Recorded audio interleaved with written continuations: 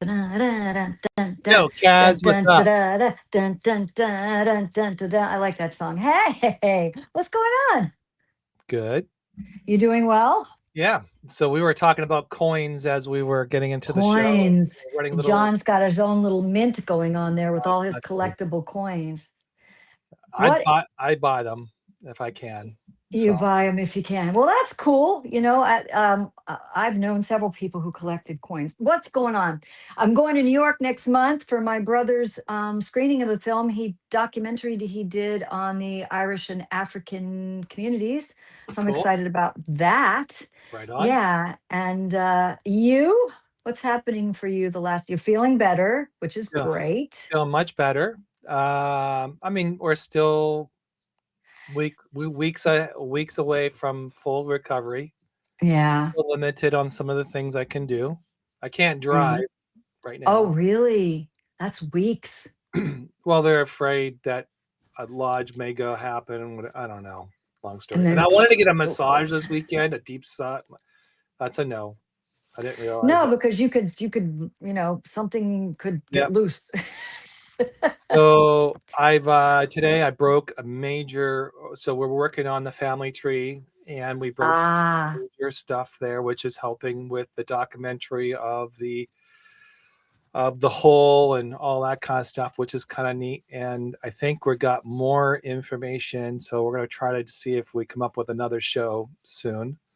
Uh, wow, you are a busy, busy man. Yeah, you said you found lineage back to 1700s. yeah, but I think it Yeah, goes even further behind. I think we go back to I'm the sure Roman. it does. I think we go back to the Roman times. Well, you'd have me beat. I found all the way back to Battle of Hastings at 1066, so that would I, really have me beaten. I did find Ronaldo back in the Roman times. Oh my Yeah, but gosh. I can't. I have to. We have to go through the lineage, and I have a lot of people that I know that are Ronaldo. So now I got a tree going. Now we're going to start migrating all that stuff together, integrate all those families together. So that's kind of cool. But yeah, that's that. And I find then that fascinating. I think finding out about your heritage and where your people came from is fascinating. but I do want to touch a major topic that I don't think a lot of writers on Substack understand. And I think it needs to be spoken. And I think might be a good opportunity to talk about this. I know what you're going to say. Carry on. So when it comes down to people recreating your profile or using your content of any kind, um, that's copyright infringement, Yep. big time. And you make sure you put that in your notes, even though Substack says it's copyright infringement if anybody copies and all that. But the legal thing, what you should do is actually put that as a disclaimer in the bottom. It's very simple, it's easy. And because I had a person who that I knew, unfortunately, and was being malicious in his attempt to contact my subscribers and try to solicit them for whatever reason. And I'm not 100% sure what he was doing, but It was maybe nefarious it was nonetheless. nefarious, either spreading rumors or doing whatever. But he wanted to go from the Substack to on WhatsApp for some reason, and that would have taken you in a different direction. And that wasn't good for anybody. And for those audience members, I'm going to let you know, I I do have someone I'm with, my wife. So I'm saying this in a way that I don't solicit people. I don't tell people that I'm interested in them at all because that doesn't work in my You're in world. a committed Relationship. relationship. I'm a family man, Yep. Yes. and I'm devoted family man. That's what I want to be. That's what am. And so, just let you guys know that if you guys are watching this and you guys are wondering why John Ronaldo is popping up everywhere, there's no John Ronaldo. There's two accounts. There is this John Ronaldo, which is basically I use as an author, and there's another site called the Positive Pen, and that's also another John Ronaldo. So one you'll see with a cowboy hat, and the other one you see me with the baseball cap next to a river, something like that. That was in Connecticut. but those two are the only accounts I have. I don't do anything else. So Yeah.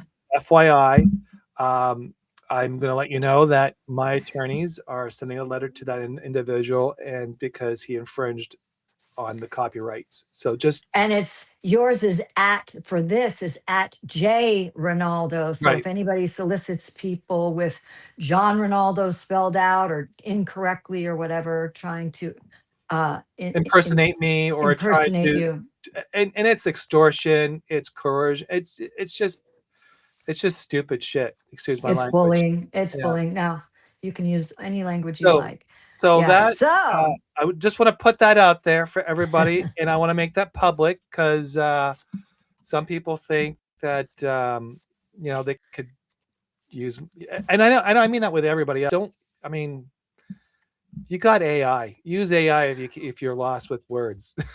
That's you well, know, and and this and doesn't just happen here. It happens. I mean, I have a woman who I really like on another platform, and I follow her, and we chat occasionally, and she has completely been duplicated and impersonated, and they just did her name backwards, and she reported it. I reported it, and it came back saying, "No, it's okay." I said, "What?" The yeah, platform said, "No, it's okay." And the woman is just she took a long time to build her audience and with her message, and now this other person is just, stealing plagiarizing her, stealing it, and it's scary. And when you get bigger, that's the thing. When you start getting more and more recognition and acknowledgement, I have several people I know who have accounts in the tens of thousands, hundreds of thousands, and they've told me they've had the same experience. But luckily, the person was so sloppy at it that they were reported and gotten rid of. But yeah. social media babies out there, it's social media. Take care, Yeah, be so careful. so again, for those who want to protect their content, one of the things you want to do is just say copyright underneath whatever your name is. Use the symbol. Use a symbol. And what I've done was on my name, as I use a C, and I use so you see C's all over my stuff. It's repetitive, but I'm making a point, more or Yep, less. So, anyways, absolutely. Anyway, I want to take that out of I just want to get that out of there, so everybody, and I want to make that announcement. So if anybody who's sitting there thinking I'm going to copy that person's, no, trust me, I will report you to the FBI. I will make a case out of it, and my attorney will send you a letter. Just got it. Got it. I'm not joking around. So yeah, I hate to be That the being said, I hate to be the a-hole, but that's not. You're just protecting your work, and yeah, you wrote it, you designed it, produced it, and you need to protect right. your work. So Anything you do. let's move on. I don't want to Let's get in, carry I don't want to on. get into that tangent anymore. It's been a fun 50 days of the year. So let's introduce our guest. Our guest.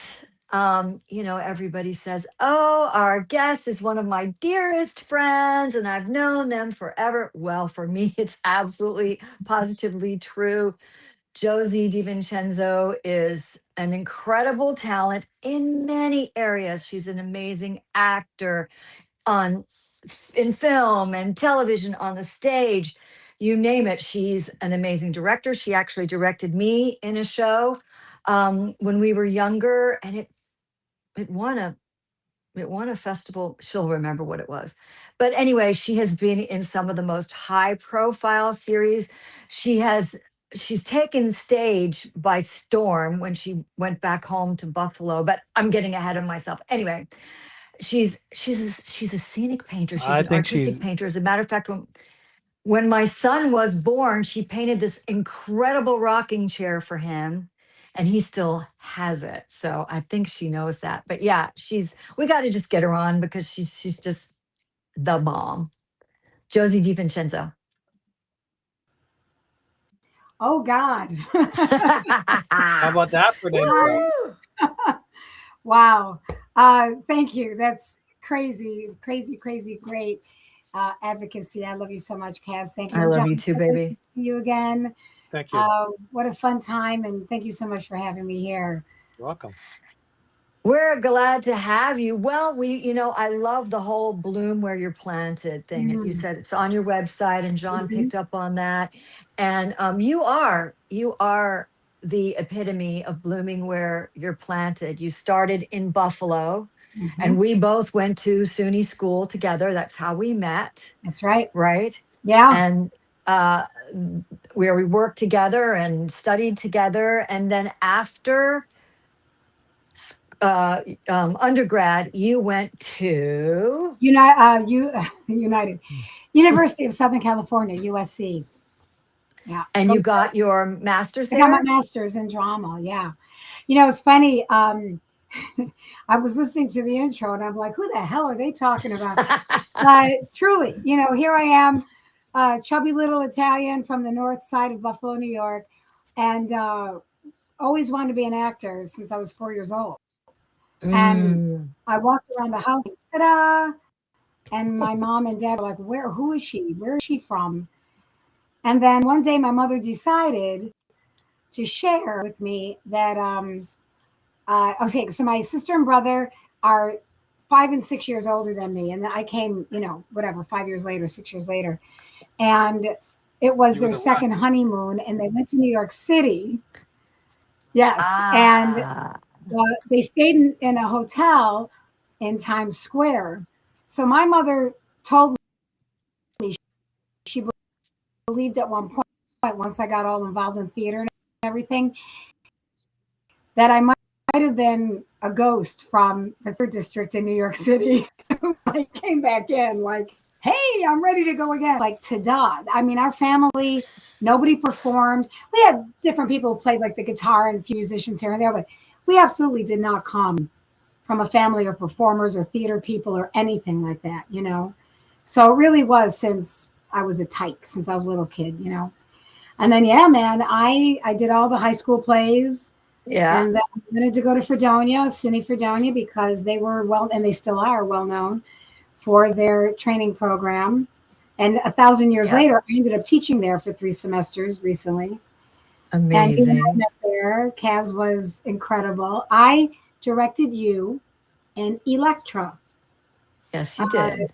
And you were amazing. Did you win director, or did we So win? we won. We went to the New York State Theater Festival. Right. And that was down near Jamestown. And it incorporated both university and different theaters across New York State. Right. And I did. I won. I was 20 and I won Best Director, but they tied me with an older guy because I think they were like, well, we can't give it to a 20-year-old. Can't give her a 20-year-old. But you and Simon Brooking, you played Electra, the title role. You were amazing. It was an amazing show. Anyway, so we won Best Director and Best Backstage Production because for those state theater festivals, you had to be able to put together, assemble your set within 15 minutes and strike it, meaning dismantle it within 15 minutes. So we had a guy named Don Kushner. You remember him? Of course. The TD, the technical director, and it was his building of it that made it sure that they could they hinged it together and were able to put it up and put it down. It was this whole structure of like stairs and platforms. It was pretty cool. It was like raw wood. It was kind of raw wood and very, very unfinished. Yeah, it was right. It was very, very rough hewn, very rustic. John, you should have seen Kaz in her glory days, man. She was still is in amazing shape. So he gave us a taste of it every week. I mean, I went from Buffalo. And what was funny is even though I was in a 4-year program at Fredonia for theater, and theater was my main thing, I wanted to go to New York. But something happened where I auditioned for a bunch of universities and I got in a few, and then USC accepted me. And for something changed. I was like, you know what? I would love to do film and TV. Like that would be amazing. And USC had a theater training program, but yet you'd be in LA. I was in Los Angeles. Right. So I went out there thinking I could do both. And I'm a cockeyed optimist. I don't believe in don't believe in the, I believe in the you never know. I've been living my whole life on the what if factor, the you never know factor. Hasn't been easy at all. But when I went And out you there, went to USC, you had no place to live. oh, no, no, I had, I didn't tell my parents that I had not been given a dorm yet, or it was actually graduate school housing. I didn't get one yet, but I got on the train. And when I got to LA, I stayed with some friends and I called the next day and I said, "Hi, it's Josie DiVincenzo. I'm calling to see, where you're placing me." And they said, "Oh, hang on a minute. You're 205 Harriman Hall." And I was like, I threw it. You just trusted. The old gods and the new, the appropriate. I just went, this is going to happen. Now, it may not have been smart, but I trusted it. And I had $800 in my pocket. That was it. And That's I got amazing. So you got your master's degree. I did. In theater? In drama. Theater in arts. Drama concentration. Yeah. Right.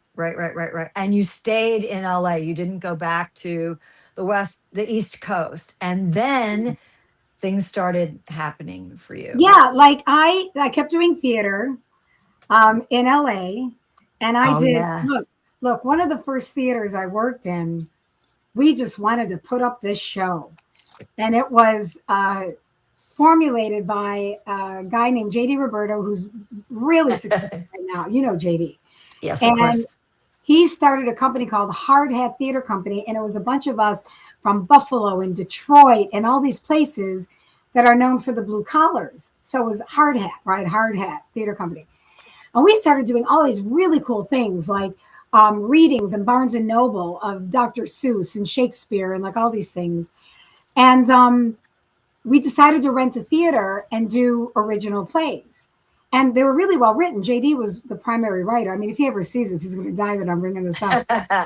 This theater was in Theater Row on Santa Monica Boulevard. Anybody listening to this who knows this area, back in the day, the theater we were in, you could literally lean on and you'd go through the wall. I mean, it was bad. It was garbage. Yeah. So we started paper macheing and masking taping and pasting over and painting it black. It was just, the joke was, don't lean on the wall. Just don't lean on the wall. And I started there, and then I would audition like crazy, and I started doing a lot of theater. LA has a lot of great theater. It's a lot of people who are trained from all these other cities in the United States. I don't care, Florida to Chicago to wherever. And we come out there because we do want to do film and TV, but the thing that serves our soul and that feeds our artistry is theater. I mean, you learn a tremendous amount about technique and creating character and, sustaining a character for more than one take. Right. You have to sustain it. You got to thread the thread. You got to thread the needle through the whole, and, script analysis and all that, so that when you get on set for TV or film, your training just absolutely bounces in. And so I ended up doing a lot of that. And one thing led to another, and a manager, who I was with for many years, Melanie Sharp, she was a junior agent at the time. She came to see me in a play. I mean, you got to get yourself out there. Yes, you've got to put yourself out there. That's exactly right.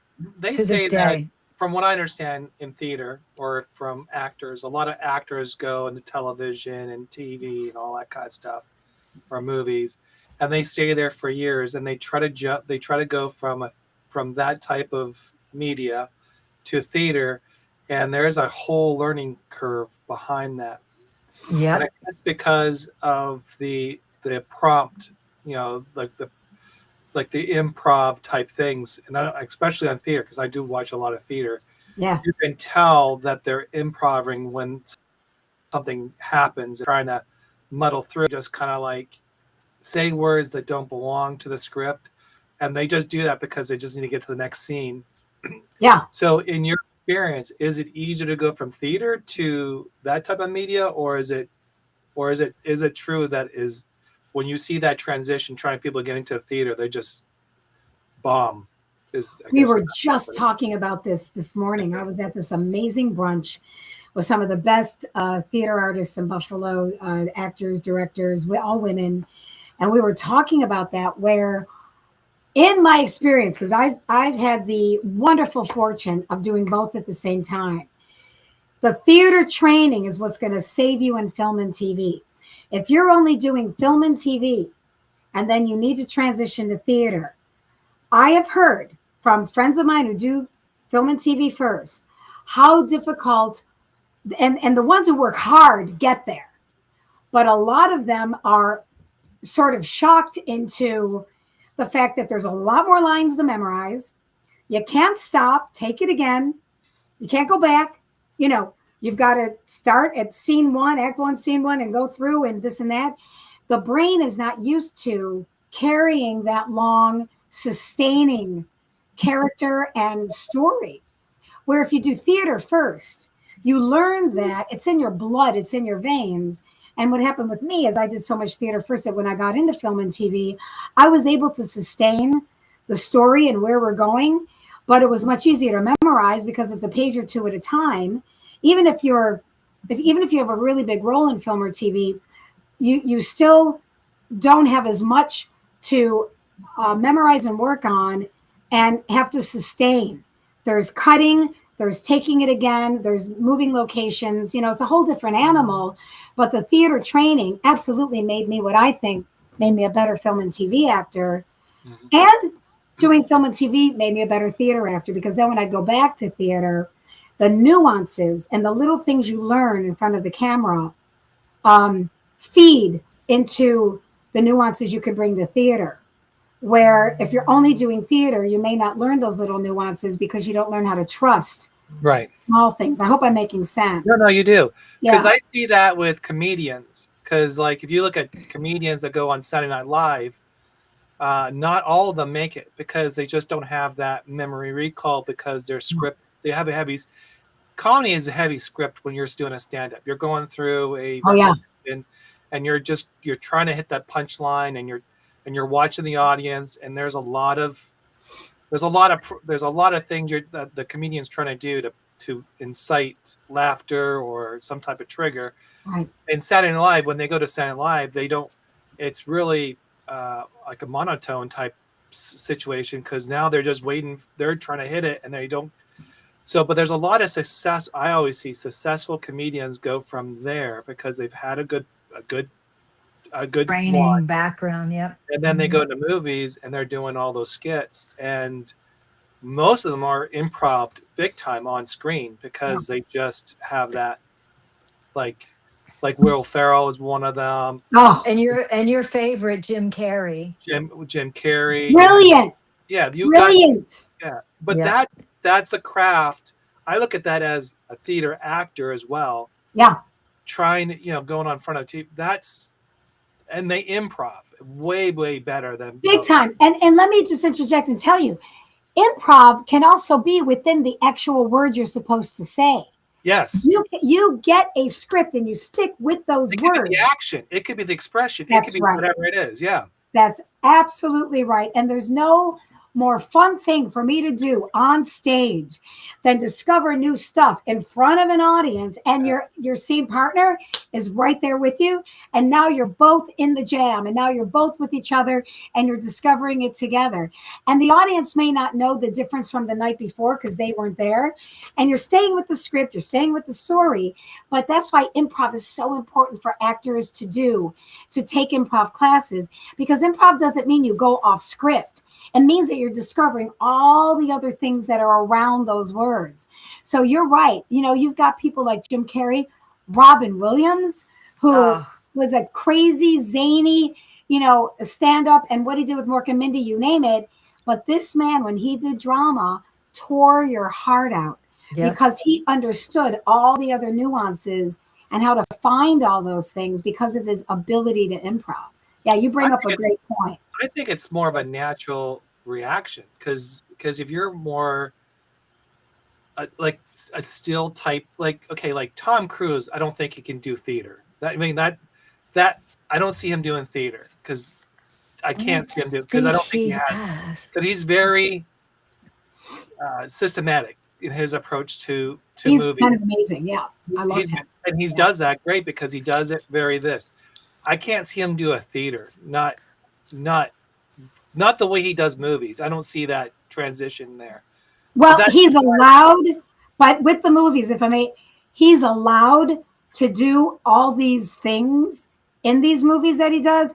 I would love to see him on stage because I feel Tom Cruise goes so deep. I really do. There are people who have their opinions. Oh yeah, maybe because he does action he's or whatever. so committed. Yeah, this guy's exactly. That's what it is. He's so damn committed.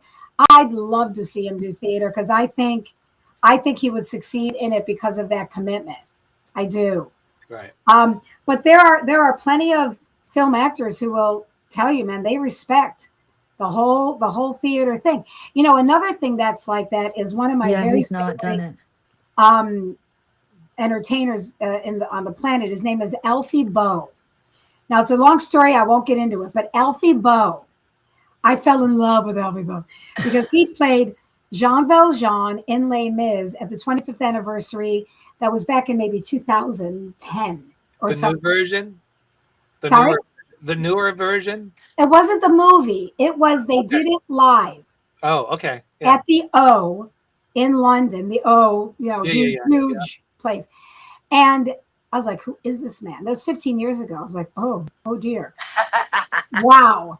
Because he was so passionate. And his voice, he's a tenor, but it's this velvet, chocolatey, wonderful voice. And as an actor, he was wonderful. Great. Well, they do it that one night. And it's this huge thing. And it's, then he ended up getting the role of Jean Valjean in London, where you're talking 8 shows a week. They basically Broadway, it might be, if you're the lead, you might do 6 and the understudy does like the Wednesday matinee and the Saturday matinee, but you'll do 6 to 8 shows a week. Well, he had to take some time off because he, as an opera singer, I should have said he was trained as opera. Opera does like 2 or 3 a month. So very much like a film actor who is used to a few pages or whatever. Sometimes in one day, they'll do an 1/8 of a page because filmmaking is a lot too about the pictures, the moving pictures, the scenery, the this, the that, car chases or the horses coming in or whatever. So you're not going to have a ton of dialogue sometimes. But if you're not used to tons of dialogue every single day and keeping that thread, like Alfie wasn't used to this huge musical theater performance every single day, 6 to 8 times a week. It's a very different muscle. It's a very different training for your brain, So these are really 2 different modalities. Preserving your voice. That, oh my God, that too. And physically. Yeah. Well, Les Mis is one of my favorite ones to watch live. Les Mis? Les Mis. Les Mis. Yeah, it's one of my favorites. Isn't it one? It's one of my favorites. I do like musically, like musical stuff with dialogue. When I get really bored if it's just all dialogue because there's no action. ADD moments there, I guess. But what part have you done in your life that you loved so much and throughout your entire career? What would be that one thing you wish you could redo it over and over again? Can I give 2 answers? Sure. Okay. You're not the first one, with all my training and all the Shakespeare I've done, man, I'd love to do Lady Macbeth again. I was fortunate enough, little old me from Buffalo, New York.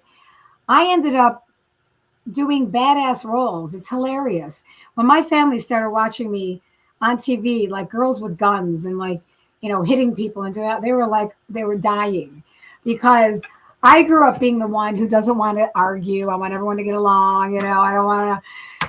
And maybe it's this voice and this strength I don't even know I have. I wish I had the strength that my characters have because I'm like this hostess cupcake, But I was on something called Nash Bridges for those older in the crowd. Oh, yeah, I know that. Yeah. Okay. Yeah, Nash Bridges, yeah. I played an escaped felon the orange jumpsuit. She It was was so damn good. it She was was so hilarious. good. And this I is got coming to, from a stunt person to yeah, someone. Yeah. I mean, no, wow. Yeah. Kaz is the real deal stunt person. Here I am, okay, you're going to jump out of this van and you're going to shoot a shotgun. And then you're going to, and I was like, and then you're going to drive and then you're going to carjack a soccer mom. I was like, the That was great good. news is, and that the reason it was that I would love to do more of that Okay. because it's just fun. I could talk a lot about, the kind of roles one needs to take responsibility for, somebody with a gun, etc. But this was also entertainment. And I got to jump out of vans. I got to carjack, run in a van and grab, and take off and leave skid marks.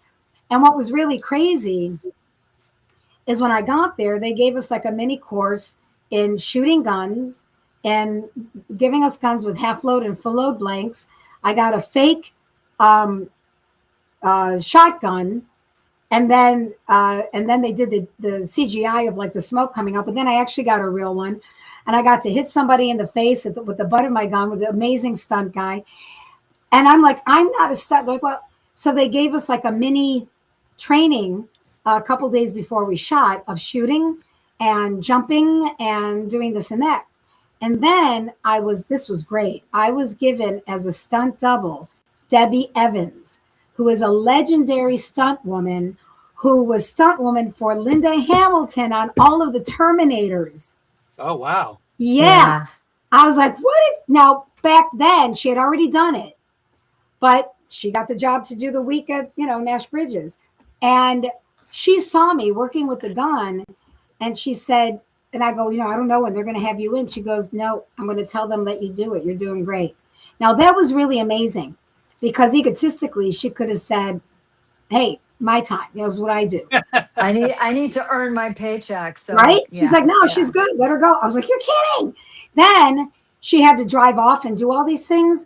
And when I like stole the prison van, it's so, please, it's hilarious. But she goes, you can do it. I was like, really? So I got to put light stunt driving on my resume. And then I got another. And weapons. I got another role with Tom Sizemore, may he rest in peace, for his show that was only on and off one season to do some light stunt driving as the character. I got a guest star and they let me do the driving. So it was things like that where you go into something and you're terrified, but they teach you and you're like so hungry, you'll do it. So I would relive that week. I had a ball. I got to shoot an HK MP5, which were illegal, but they let me. And again, I want to say with blanks.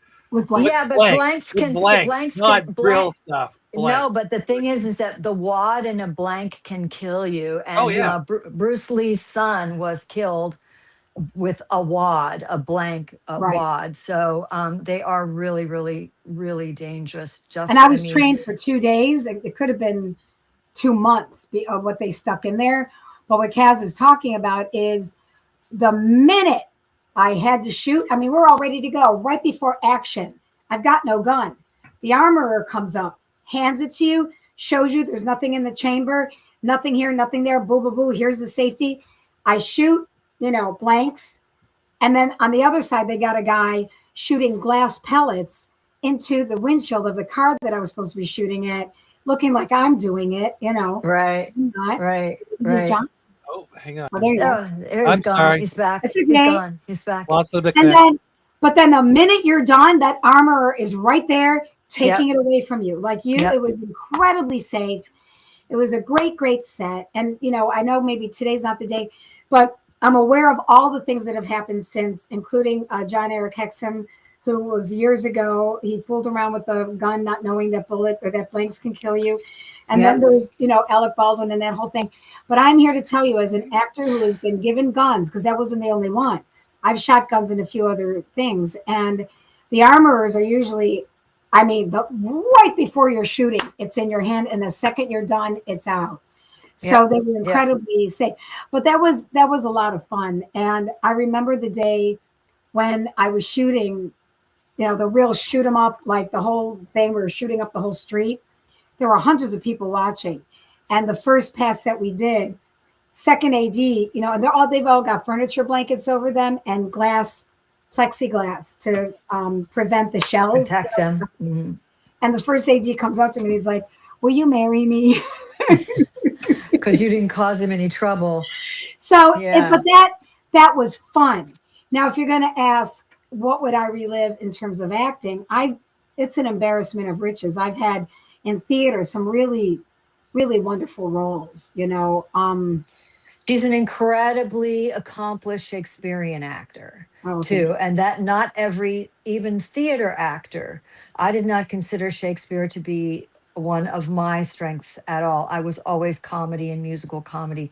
But being a Shakespearean actor is an accomplishment unto itself. So, but you talk about the learning, the whole bloom where you're planted is you talk about you hadn't been handling those particular weapons. So you got the training and you caught on quickly. You bloomed where you were planted. You caught on quickly to using them. And yeah, you're going to have an armor. You're going to have a wrangler. It's the last stunt gig I did. My gun was in a holster and my arms were up.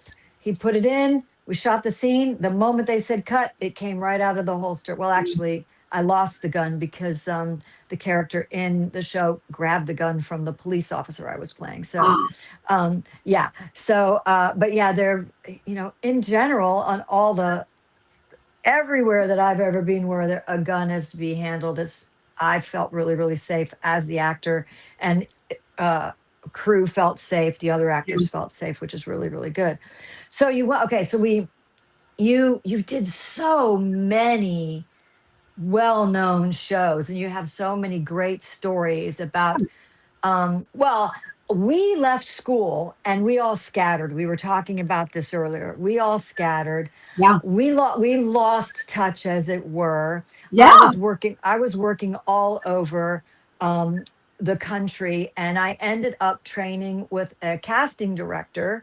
And we were casting a television series, and I had to go pull headshots from the file, and I'm looking through the headshots, and there's your headshot, and I completely flipped out. I called your agent. You finally got the message, put two and two together, and we've pretty much been inseparable since. But I thought that was really funny that, so I wonder where Josie is, and I she's mean, probably wondering where the hell I am, because we lived together. We even shared a house together with three other women. I mean, we were for 4 years. We all loved each other and did a lot of theater and all that stuff. Yep. But back in the day, kids, we didn't have, Facebook and email and all that stuff to find each other. So yeah, I get my manager, says, I was like, wait a minute, what? I didn't even know where you were, let alone in LA. Sometimes I didn't know where I was. So wow. Yeah. I was okay, I'm here today and tomorrow. And there you are. Yeah, that was amazing. And you're doing all this great. You're doing Desperate Housewives. You're doing 90210. I mean, I was in Canada. Yeah. And saw you in Friends. That's funny. And so, yeah. It's so funny because if anyone here is watching, you go, who the hell is she anyway? Well, I am a journeyman actor. I mean, there's a lot of me out there where you don't know our faces or names, but we've had the fortune of doing a lot of co-starring and guest starring and really great, back in the day, primetime shows, or even now, the streaming shows or whatever. And all I knew is that I wanted to do this for the rest of my life. When I went out to LA, I wasn't thinking stardom. I was thinking if I could just keep working, I could pay off my student loans, and I worked in a 9-to-5 job for a lot of that time, but I was lucky they let me go on auditions, and, I worked really hard to show them that I would make up the hours that I missed and all that. I was in corporate America, for God's sake. I was working at CB Commercial. Wow. But, the reason I put Bloom Where You're Planted on my website is because I've been out in LA for quite a while. And, it's a grind and it's hard. And I did have 2 series regulars and both were canceled before you could wink. One of them never made it to air. The other made it to air for 6 episodes and then was canceled. And it was devastating because I was like, I finally, I was in my 30s. I'm like, okay, now I won't necessarily have to audition from the ground up anymore. I might get some offers. I might get, but it was canceled too quickly. So I wasn't, getting momentum. And I got a call from my mother, who was a huge Buffalo proponent. Buffalo, Buffalo. Oh my God, Buffalo. And Big Bills fan. Go Bills. Go And Bills. Go she Bills. said, they're auditioning for Shakespeare in Delaware Park. And they're doing an Oh, all-female version of Macbeth. Now I can say that, by the way. I'm not in a theater. You're not supposed to say Macbeth if you're in a theater. And never. never. And I had done, okay, just so you know, real quick, John, Shakespeare in Delaware Park in Buffalo is the second largest free Shakespeare festival in the country, outside of Joe Papp's Shakespeare in the Park in New York City. And we still hold that. The man who, Just for the audience, when does that air, or when does that start? that When's the is, season? it's a season, it's a summer season in Buffalo, New York. It's on a hill that seats about It's 1,000 people a fabulous. night, So fabulous. right in And front you of the go, lake. And that's like you 5 days go, a week, 7 days a week. yeah, It is yeah. basically it's Tuesday through Sunday with Monday nights off. See, you got to do 7 or 6 out of the 7 6 nights. shows a week. Yep. And it's And it's Shakespeare. beautiful too, because you can take your family, you can take your dog, you bring a blanket, you bring a picnic, you bring the food, you bring the wine, whatever, and Yeah. watch really good Shakespeare. I Yes, mean, came with me. well produced. You Yeah, came. yeah, it And was really good. John, what's so great about this is you don't need to understand Shakespeare. If it's a good cast and good director, it's done in a way where you get it. And that audience, come on, you can't get 700 to 1,000 Buffalonians a night that are all Shakespeare scholars. They come with their kids. And I got to tell you, when the sun sets and the lights come up and you're watching this thing and there's a lake behind you, people listen. It's quiet and they get it. And it's so magical. It's so fun. Now, I've been on that stage many times. I'm going to tell you, there are flies, sand flies, the whole thing.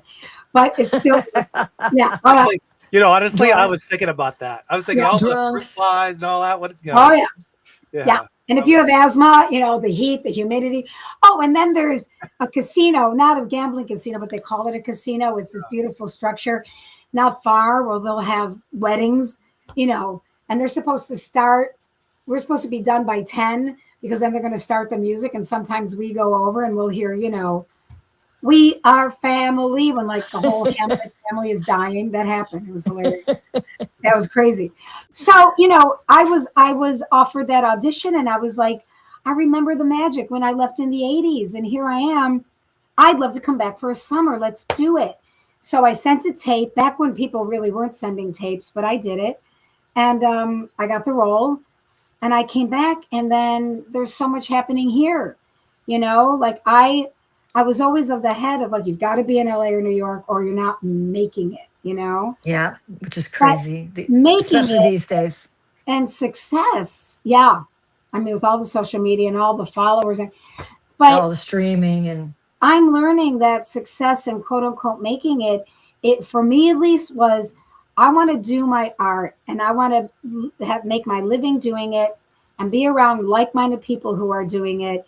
And if I was only concerned with being famous, I would have stopped 2-3 decades ago. So just with that said, I was sorry to interrupt, but no, do it. Yeah. I was just thinking about, you talked about New York, you talked about and being in LA and you had to be there. Now, because you're out of that scene per se, well, 2 questions. Do you still go travel to those locations? And also, do you travel to like Canada, like Vancouver, Toronto to do films and all that? And where is your favorite place to film? I do not travel to Canada, even though I am literally under 20 minutes from the border, especially where I live. I'm right over the Grand Island Bridge, Grand Island here, and you go right into Niagara Falls, Canada, as you're right there. It's very difficult unless, and this is where I am. I have lost the kind of momentum you want to keep if you're in LA, New York, or Atlanta. That's true. being in Buffalo, being in a smaller city, I'm not hobnobbing and, talking with a lot of people in these different cities and meeting new people and all that like I would if I lived in New York or LA still. Okay. And I know that. I came to make a change in my life, but I still do. Now that I've been here, I have to admit, I'm like, all right, maybe I didn't want to change. Maybe I just wanted, a break. It's like Friends. We were on a break. Maybe I just wanted a break. But Canada is difficult to get in unless you really are a name, because they're very loyal, and I understand this, to their Canadian actors. So it's not that easy to get something across the border. Living right there, 2 minutes from the border, doesn't matter. It's all about, and the visas and the work visas, and are they going to want to pay for you to do that even if they love you?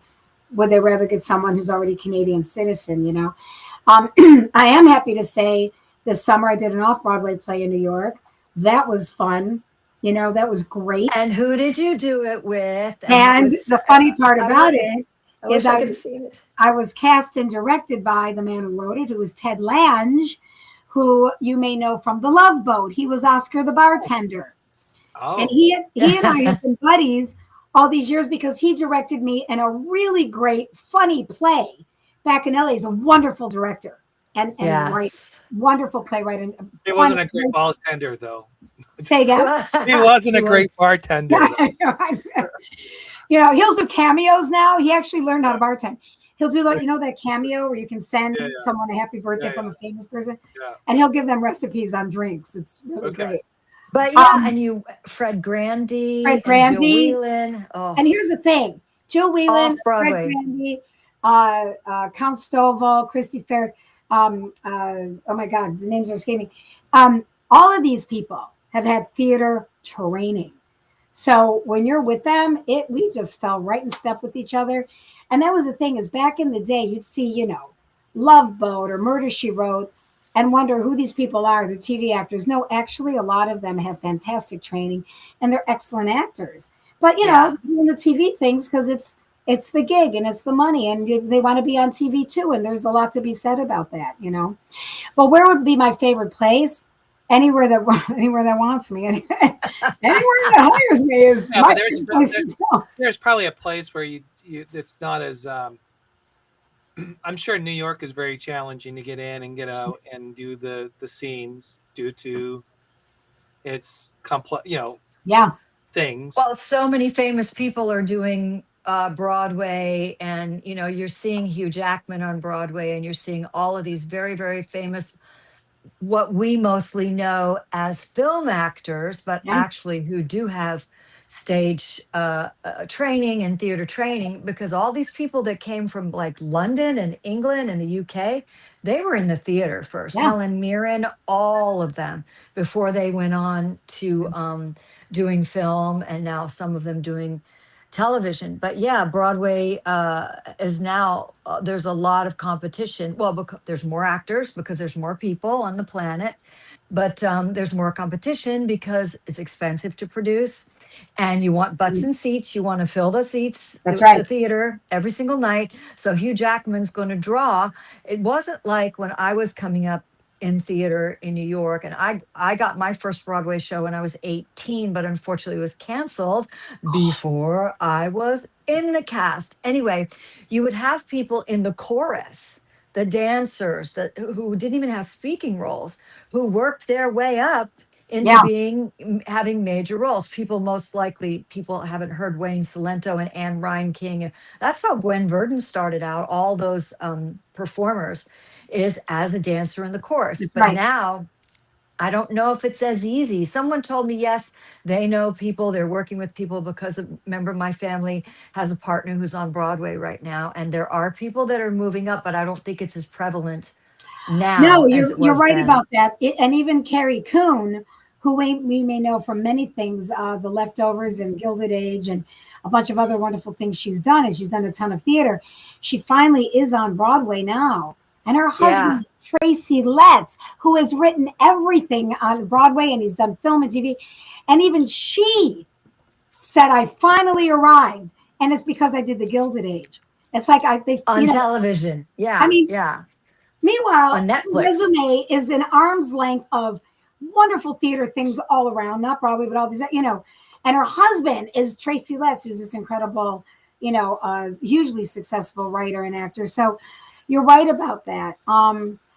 I feel incredibly fortunate that I ended up off Broadway now at this age. I mean, my camera's fuzzy. I'm older. I'm up there, and but Hey, but wait a minute, we're a little old. but I really feel that that's why you have to bloom where you are, because if I had thought it was more important to be on Broadway or be on a TV series or only do film or la la la, I would have stopped literally 20, 30 years ago when I saw a lot of my friends dropping off and going, screw this. I can make $100,000 being a real estate portfolio manager at CB Commercial, which is what they were making then, you know.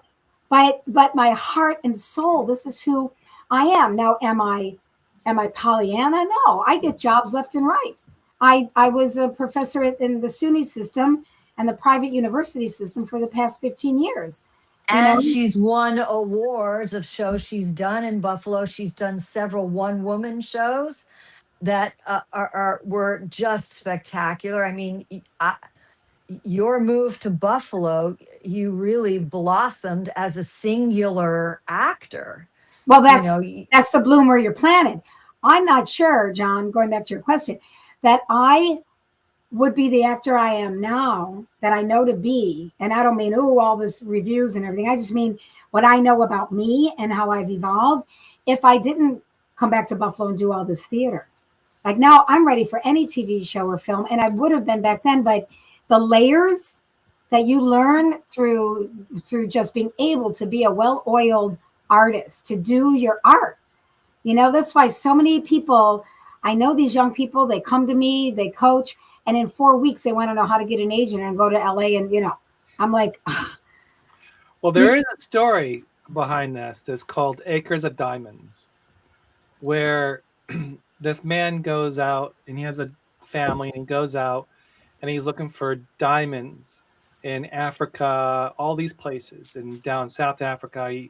He goes on these major adventures, leaves his family behind, this big, huge farm, and you know the farm is decaying. There's not much movement going on, and he goes bankrupt. Like he loses all his fortune by just chasing the diamonds around. Another person bought the land and they're tilling the farm and they discover oil. So it's called Acres of Diamonds, meaning what it means is you may chase all what you want, but maybe you're chasing the wrong area. It's in your backyard, more or less. Wonderful. really good point. So when you're Really talking good about point. going back to Buffalo and earning your craft and doing what you're doing, that's a different story. You know, I was raised in Vancouver. I did a little bit of extra work and all that kind of stuff. Like I'll put my stuff out, like 21 Jump Street. Yeah. And I don't know if everybody knew what's that called, Sunny something. I can't remember. And It's always MacGyver. sunny in Philadelphia. No, it was Oh. it was only on for like 6 episodes or a year, and it was canceled. But MacGyver was out there too. So my point Yeah, is, a lot. if I would have Everything's done stayed up in that craft and not travel Europe, I mean, could have I moved up in that ranks? But I needed to do that there in Vancouver and build my career. Now that wasn't my career I wanted to do, but Yeah. looking back, that could have been like you're talking about. Spend time in Vancouver and build your craft and kind of move up in the ranks there, versus just going down to LA or New York and you're new and we call it in baseball a small pond in a big, you know, you're a big fish yeah. in a big pond, in a small pond, but now you go to LA, New York, you're really a small fish. You're a meadow like to a bunch of other people, No and kidding. now you're fighting for those auditions. Oh yeah. I got to tell you, I don't know what happened. To be honest, all I know is I'm a hard worker.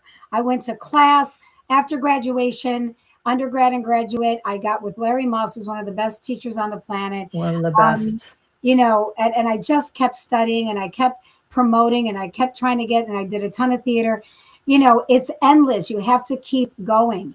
And, you know, You what had you're courage. talking, yeah, I You mean, had courage. Like most people, and Yeah. I'm going to say this: only 20 to 30% of people actually make it in the world that they Mhm. want to.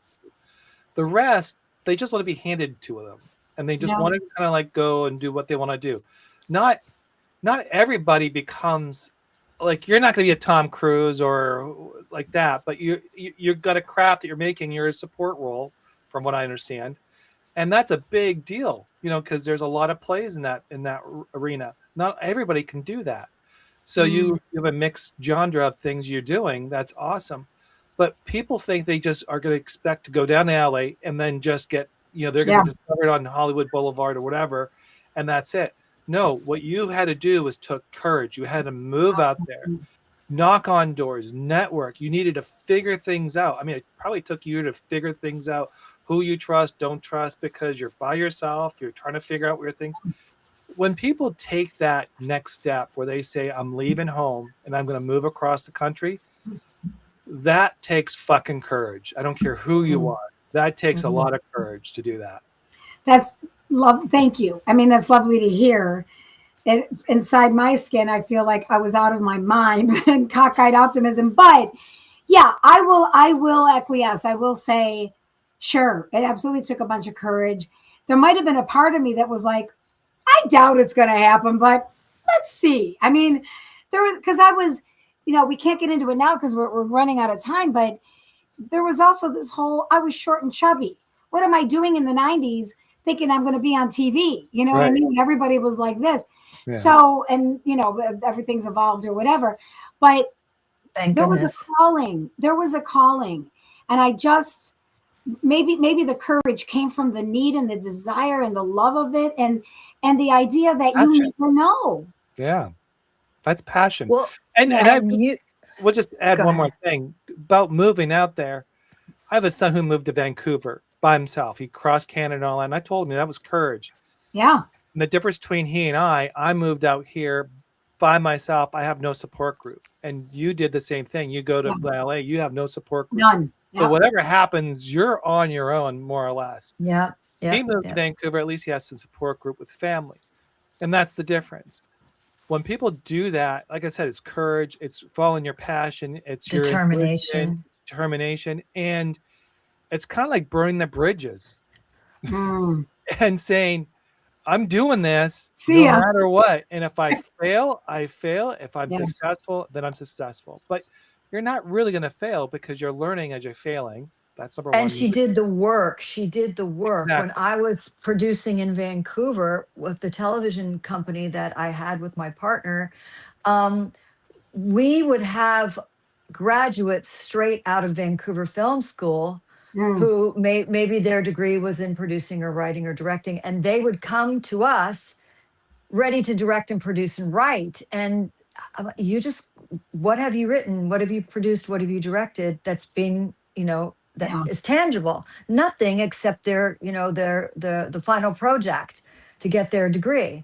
And I said, you can't come here to a production company who's producing television series and then say, well, I want to direct your episodes. Like, you've never directed it. I want to write your episodes. You've never, they're skipping so many steps. I mean, I remember working when I first went to LA and I wanted to start doing film. That's another reason why I started working in casting, is because it was smart, because you learn. Well, I learned so much, but it was also a great paycheck while I was trying to get acting jobs. And I remember 1 o'clock, 2 o'clock in the morning, standing in shivering, knee deep in mud, doing a very, very, very tiny role. But I was willing to do that because I wanted to learn and I wanted to work. And I was okay in the middle of the night, standing in mud, waiting to say one thing, But, I think there are a lot of people that do work hard for what they want now. But as I mentioned before, there are so many more people than when we came up. Right. So many more people interested in being in the business and also producing their own stuff, whether it's, YouTube or whatever. And they have that kind of experience, but do they have practical, real on set, on stage, in productions experience? And will they stay? That's the thing too. Will they stay? Will they stay? I don't know. Flash in the pan. was one thing. So Yes, exactly. Well, if you were to say one thing or a couple of things for a takeaway for our viewers in the bloom where you're planted ideology, what would you say? keep doing the work, keep doing your art, keep producing, always be producing. ABP came from a dear friend who has passed. She passed, Oh, and it's a whole other story, too young. But her credo was always be producing. I don't care if you're deciding to change the color of your room or gardening. If you are an artist, fine arts, performance arts, music, whatever, acting, you name it, if that is who you are, always be producing and writer. writing. Exactly. Totally. Oh my God. Dancing, everything. You have so much to give and put into the world. And if you want to do it as a career or as creating something for, people, look, we got to move this planet forward, man. There's so much going on right now. And art is art. Every step, every way of art is the way to do it. Always be producing. And if you're doing it in order to be recognized or famous or, to make a splash, I don't know. I don't know about that intention. But if you're coming No. from your heart and soul and you want to put good into the world, and sure, put butts in seats and sell your tickets. Yes, that's all valid. And make a paycheck. Yeah. Right. That's I want to, that of course, but always be producing. And I will quote Karen Volpe with that quote. But it's amazing what can come of it. You just don't And know. if it doesn't go perfectly the first 10 times, I mean, how many times did we audition for whatever, Huh. commercials or whatever, and didn't get it, and then when you put yourself in a bigger market, whether you're a writer, whether you're in any of the arts, in sciences, in business, Yeah. and putting yourself in a bigger market, then you have more competition, or you write something and you get reject after reject after reject after Oh my no God. thank you. Yeah, You know writers. what? Keep going, keep working on it. And it's not, I don't know anybody who the first time in yoga tried to do a handstand Right. just popped right up there. I don't know anybody who. So it's the same thing with whether you're a writer or a performer or a visual artist, or you want to work in a bank, you want to work for some huge Yeah. bank. Oh yeah.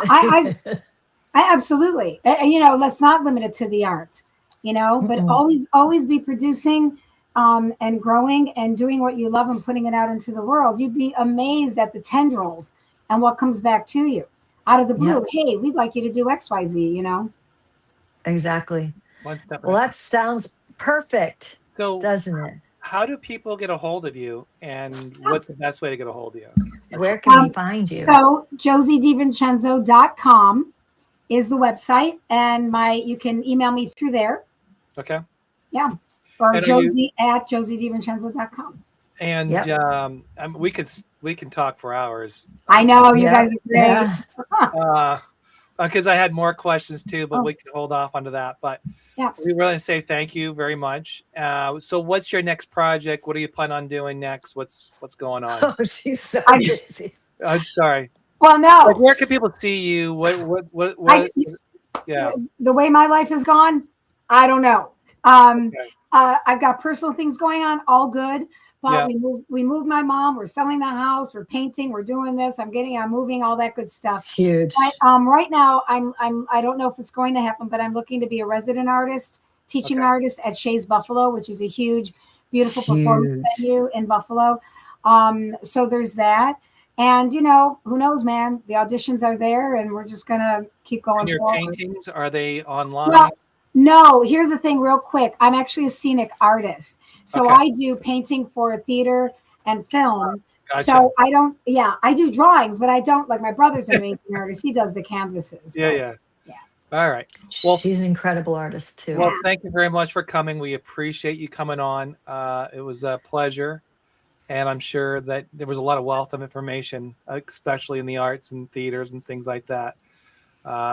You're more than welcome to come back if you want to, and if your Sure. next project and things like that. So just please let us know. Well, And this was a pleasure. Thank you. Thank you for letting me indulge and talk about me. Yeah, we were getting into coins earlier on, I but know. we'll not get into that because that goes. Old coins. I might have let go of them too soon. I'm sorry. Oh. It's okay.